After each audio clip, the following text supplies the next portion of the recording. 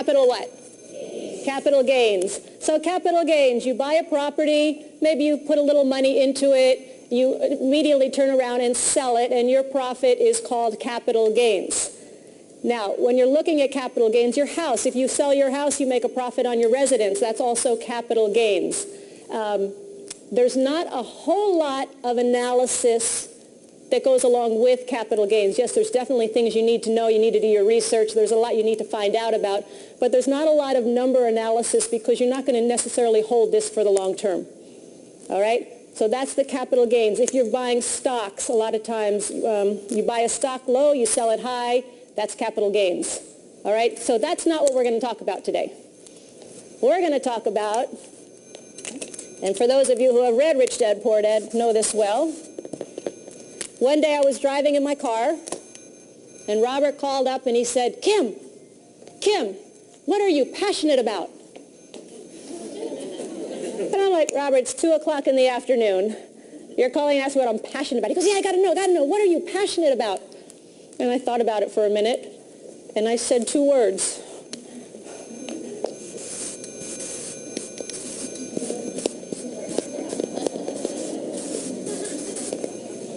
I said, cash flow. He said, yes, I knew it.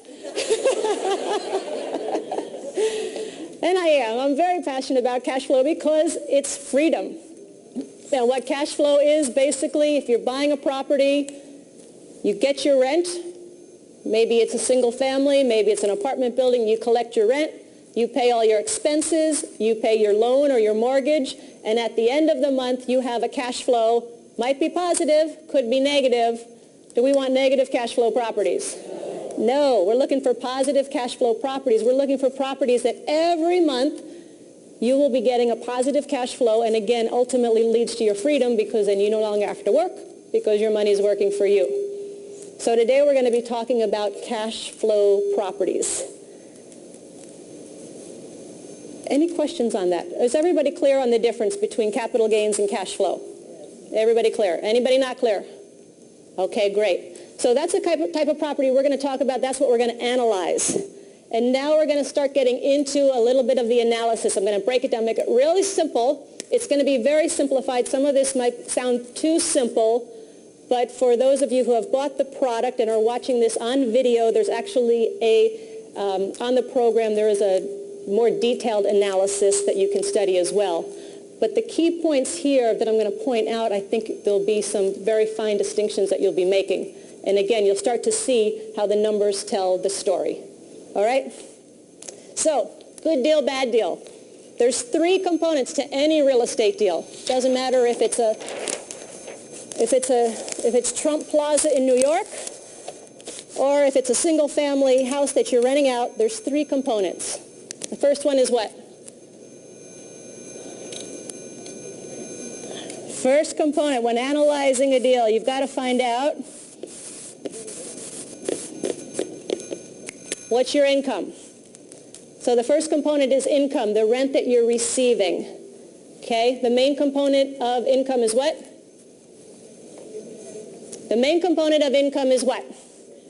Your rent. Who pays your rent? Your tenants. So the key to finding good income properties, and the key to the income section, you say, the question is, how do I increase the income, right? How do I increase the income of this property? So if the key component is rent, if your tenants pay your rent, the key to the income section is knowing how to find and keep great tenants. Correct? That's really all it comes down to. Yes, there's other factors, but if you can find and keep great tenants, that will make your life so much easier because also not only do they pay the rent on time, but they also will recommend your property to other people as well, especially if it's in multiple unit. So the key to income is how to find and keep great tenants. And if I can just do a quick commercial plug, this is a very good friend of mine, Ken McElroy. He is also my investment partner along with Robert. And he put this property together, how to increase the income on your property. And I'll tell you, he and I sat in this studio and we talked about the little things that you can do to increase the income, to reduce expenses, to make your property operate more optimally. So how to increase your income is great. It's all about property management. And for those of you who are doing property, you know that management is really a key. And finding good property managers is sometimes tough to do. So one of the keys is great property management. So I recommend this product. Okay, so you've got your income. You've got your tenants paying your income. What's the next component of any real estate deal? Hello? You got it.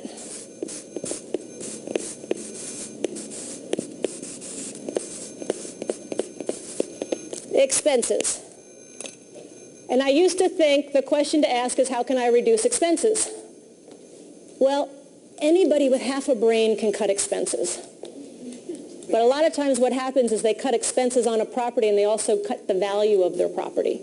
You know, maybe we just won't pave the driveway. Maybe we won't paint. Maybe we'll cut down on the landscape, and all of a sudden the property doesn't look so good and people don't want to come to the property. They don't want to live at the property. So it's not how do I cut expenses. The question is, how do I spend money most effectively to increase the value of my property?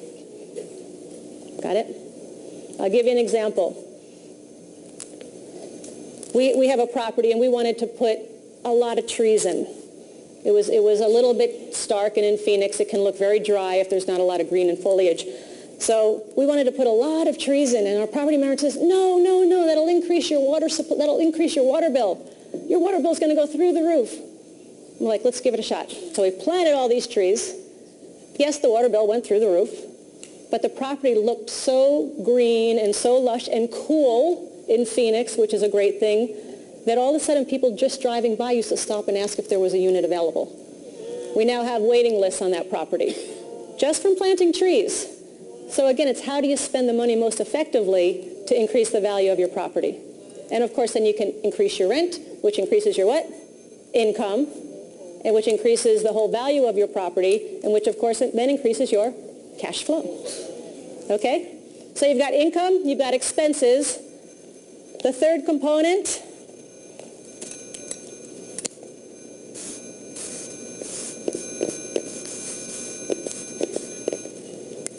is your debt or your financing. And the very simple question is, how can I arrange for the best financing terms for my property?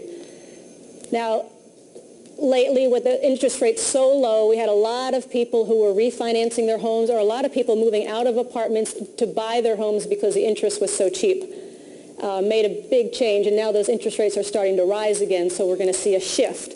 But the whole key is, how do I get the best financing? There's all sorts of ways to finance a property. And a lot of people who say, I don't have good credit, or I don't think I can qualify for a loan, again, not a good excuse. It won't cut with me. It won't cut with me.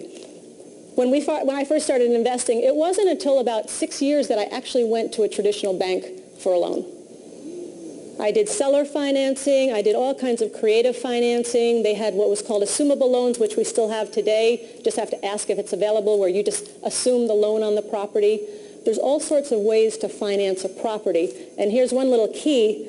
Often somebody will find a property and they'll go to a bank and they'll say, here's my numbers, I'd like a loan. The bank says, nope, can't have a loan. So they walk away and they go, darn, I can't get financing for this. I just can't get financing. And they give up. Well, they didn't know that that specific bank doesn't lend on duplexes. They lend on commercial properties. So you've got to find the institution, the bank, the lender that's going to lend on the type of property that you have, and that's where mortgage brokers can come in very, very handy. Are there any mortgage brokers in the audience? Yes, great. You might want to talk to these people, because their job is to set you up with the right lender for your property. And I don't know how to do that, but they do. So that can save you a lot of time and a lot of frustration and a lot of discouragement, because every property has a loan available to it. You just got to find it. So again, finding the best financing terms. So any real estate deal, income, expenses, and debt. That's really the three things you've got to be concerned with. It's not any more complicated than that. Okay, so again, to increase your learning, to increase your retention, please turn to your partner and discuss what you've heard about income, expenses, and debt. Ready, go.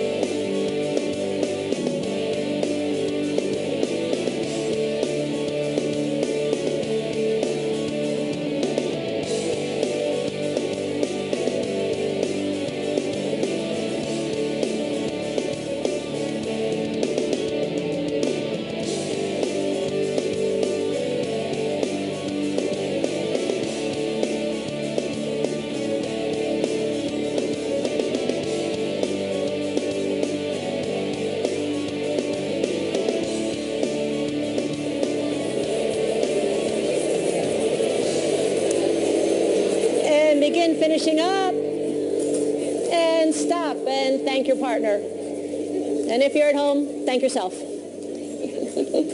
Okay, so in just a minute, we're actually going to get into the analysis of how you look at the numbers and what the numbers are telling you. And one of the first questions that comes up often is, how do I get the numbers on a property? Where do I find the numbers to look at? Do I have to put them together myself? Are they available somewhere? If you're using a real estate broker, often they should provide you with the numbers. If it's a very small property like a single-family house or a duplex, sometimes you might have to work a little harder to get the actual numbers. Usually the seller, the owner, will provide those for you. If it's a larger property, if it's a threeplex, fourplex, the broker's job is to provide you with the information, provide you with the numbers so that you can determine if it's a property you want to pursue or not. So there is a sheet called a pro forma. And here's the trick on pro formas. Are there any real estate brokers in this audience? Okay, don't take this personally. Real estate brokers occasionally do tend to lie about numbers. Okay? Just want to be upfront with you about that.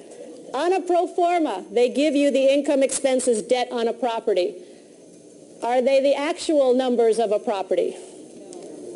Not necessarily. Often they are projected, like this is your best case scenario. So it's always important that you get the actual numbers.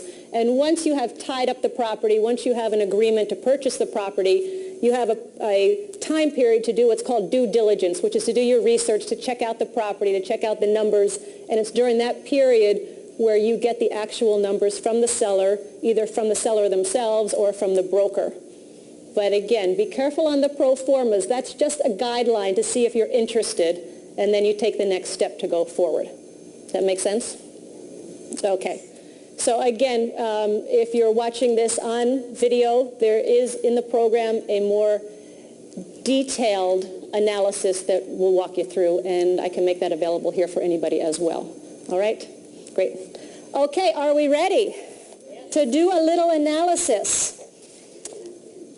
We're going to look just at the numbers. Are there other factors to buying a piece of property, to finding a good deal? Of course. Location. Okay. Was just with Donald Trump. Robert and Donald are writing a book together. Donald made a very good point. He said, location, location, location. However, he's seen a lot of people who have taken a great location and totally destroyed it by putting the wrong property on it, by not doing their research, and people that can take a bad location and turn it into something fantastic. We were talking with Magic Johnson. What he does is he goes into the inner cities where nobody wants to go. No one fears to tread. And he goes in there and he builds these magnificent communities, complete with Starbucks and all, for people of the inner cities. So location is very important, and just know that it's not just location, but that's a key point. Is the trend important of an area? Is the trend going up? Is it coming down? Are people moving in? Is it being revitalized, or is it deteriorating? I don't ever want to buy a property, even if it cash flows, I don't want to buy a property if it's in a declining area. Okay? Other factors such as, the overall look of the property, the age of the property, all of this takes into account. But today we're going to focus on the numbers. So, what I want you to do is with your partner. This is now your investment partner. Say hello to your investment partner. Hopefully they know something. Okay, and for those of you watching this on video, if you're with somebody, they're your investment they're your investment partner. Otherwise, just imagine. Okay. All right. Now, to make it a little more interesting, because if you are going to invest in property and you're going to get in the game of any investment, you got to put a little money down. Okay, so I want everybody to break out a $1 bill, and this is what you are going to be betting with.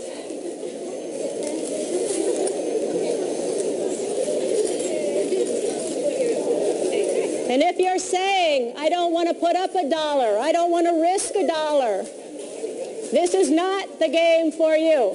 You've got to get in the game. If you're watching this on video, break out your dollar bill. It does you no good to get to talk about it if you're not actually getting some money on the table. Okay, let me see your dollar bills. All right. Which team is the smartest real estate investors here? Hey! Okay, let's make it a little more interesting. The team next to you, this is who you're betting against.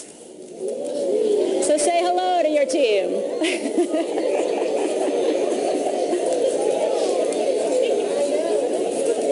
Okay, grab your partner's hand, hold it in the air. Who's the winning team?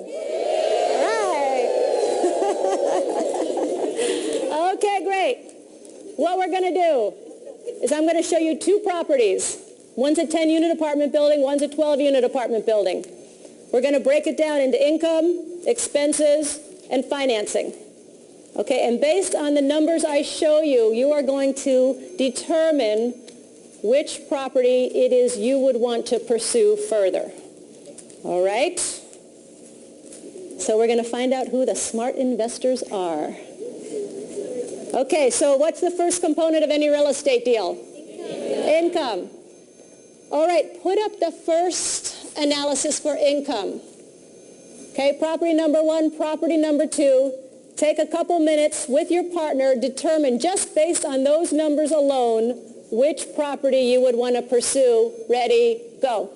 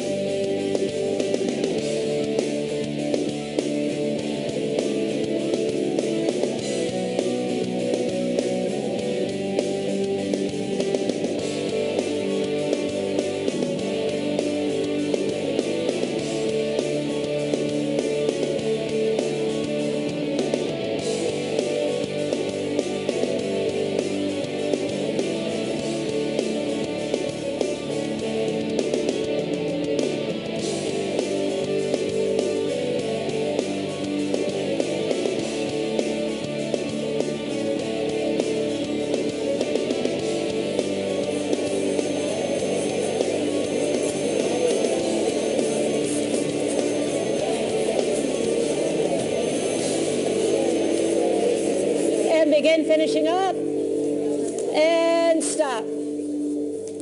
Okay, let me see those dollar bills again. Who's the winning team? Okay, which team thought property number one was the property they want to pursue? Show of hands. Okay, good. And which teams chose property number two? All right. Pretty even split. Okay, in the income, what obviously stands out? Vacancy. Vacancy. How many teams did not choose property number two because of the high vacancy? Okay. How might a high vacancy work in your favor? Quick turnaround. Okay. Here's a key. Very, very correct. Here's a key. One of the things we like to do when it comes to property is find a property with a problem and fix the problem. If you can find a property with a problem and you can fix a problem, what does that do to the value of your property? Raises it. What does it do to your income? Raises it. What does it do to your cash flow? Raises it. So if you look at this 30% vacancy, if you can fix that problem, if you can lower that vacancy rate, the value of your property goes up, the income goes up, and the cash flow goes up. Now, can you fix every problem? No. You've got to know what problems you can fix and what problems you cannot fix. But if you can, that's what we always look for. Often it's properties that are mismanaged, and you bring in a good management team to turn it around, again, increases everything on that property. Okay. A low vacancy rate of 2%, what could that indicate?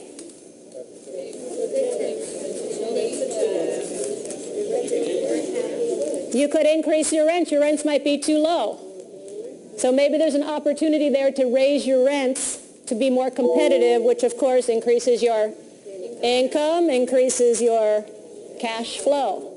So again, these are the questions that come up as you're looking at these numbers, and then your job is to find out what the fact is behind the question.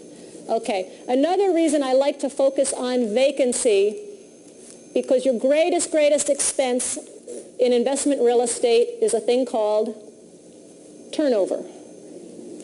Think about it. If somebody moves out of your building, what have you got to do? Carpet cleaning, clean the apartment, paint, market it, advertise it. All of these add to the expense of your property. So it goes back again to the key under income is to find and keep great tenants, because they're going to stay, they're going to recommend the property to other people. Which brings to another point, there's a little item there called late fees. What do late fees indicate? Not great tenants. They're paying late. So not only do you have a 30% vacancy on property number 2, but you've got tenants that are not great. So obviously this property may not be managed quite so well. That could be a negative, that could be a plus. Okay.